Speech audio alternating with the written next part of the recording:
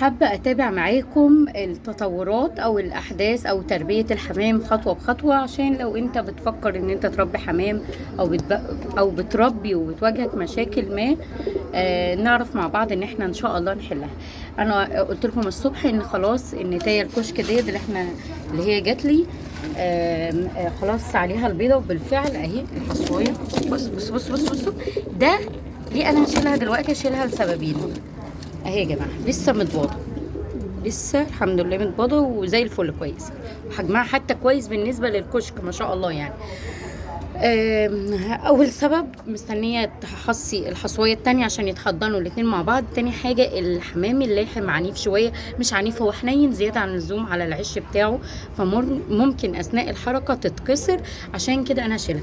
حاجه تانية بس انا حابه ارد عليها، حد يعني كتب لي تعليق في الحقيقه وجعني يعني. بتقول لي او بيقول لي انت عايزه تحطي فلوس الحمامه ديت في الجامع او الكنيسه، دي فلوس حرام يعني. فانا مستغربه ان في ناس بتحلل وتحرم من غير ما تبقى فاهمه. فده يعني انا بحسه ان هو ذنب انت بتعمله في تجاه الانسان اللي انت مش فاهم حاجه. لان الحمامه ديت قعدت عندي اكتر، هي جات لي يوم 19 والنهارده تقريبا 7. يعني الحمامه بقالها تقريبا 20 يوم عندي.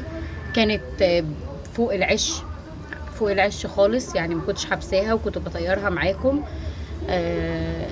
فحاولت ان انا اقول يا ناس ليها رقم واصورها بكذا مره، واقول انا من شبرا الخيمه، يا ريت اللي يعني يعرف او بتاعته يتواصل معايا. كتير دخلوا لي قالوا لي ارقام غير اللي موجوده، وفي ناس قالت لي دي ذكر وانا غايب مني، فاكيد يعني ما لقيتلهاش صاحب، واكيد مش هسيبها برضو في البلكونه تبهدل لي الدنيا.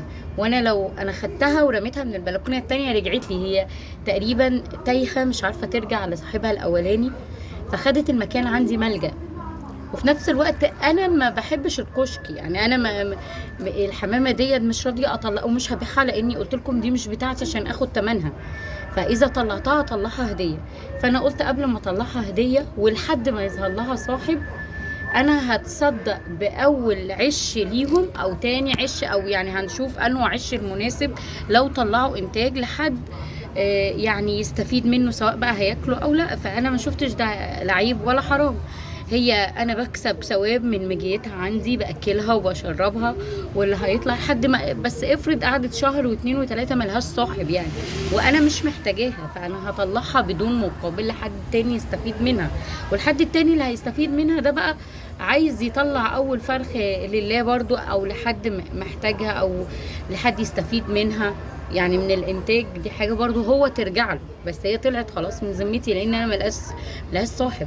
ايه بقى الحرمانيه في ان انت حمامه جاتلك احتمت والتجأت ليك ان انت تاكلها وتشربها وتهتم بيها، لاني مش عارفه تروح لصاحبها وتخليها عندك، يبقى حرام؟ هو ماشي لو انت مسكت الحمامه ديت، حمامه مجرد بتاكل وتشرب، نزلت عندك ومسكتها وحبستها، ماشي كده انت بتقبل حاجه مش بتاعتك. بس حاجه انت حاولت تطيرها مره واتنين وسايب لها المكان مفتوح. وانا طيرت معاكم قبل كده، قلت لكم اهي يا جماعه، اهي اهي اهي، طيري طيري، مش بتسيب المكان، مش بتروح، هي مش عارفه مكان. حتى بقول لكم خدتها في البلكونه التانية وبرده مش راضيه تطير. وبعدين عشان انا بفتح للحمام بيطير يعني، انا مش بفتح له 24 ساعه، بس انا بفتح ساعه، فهي لقيتها ولفت على ذكر من اللي عندي، فقلت خلاص اللي الانتاج اللي هيطلع ان شاء الله نشوفه مع بعض لما نجوز حاجه صغيره مع حاجه كبيره، الانتاج هيطلع شكله ايه. منها ان انا اوريكم التجربه، ومنها ان اللي هيطلع دوت انا هطلع منه فرخ لله لحد مثلا شهر او 2 ملقاش صاحب، انا هطلعها. لكن انا زي ما قلت لكم مش هقبض، مش هاخد جنيه في حاجه انا ما اشتريتهاش. فارجوكم ارجوكم ارجوكم بلاش نصدر احكام على حد من غير ما نبقى. انا واثقه اللي كتب التعليق او اللي كتبت التعليق ده مش متابعه الصفحه. فانتي زي ما انتي او انت زي ما قدرت تقول حرام وحلال، اتعب نفسك كده واسأل هل الحمامة دي انا مسكتها وخليتها وما طيرتهاش، ولا مش راضية تمشي، ولا ايه يعني؟ افهم وبعد كده حلل براحتك وقول حلال وحرام.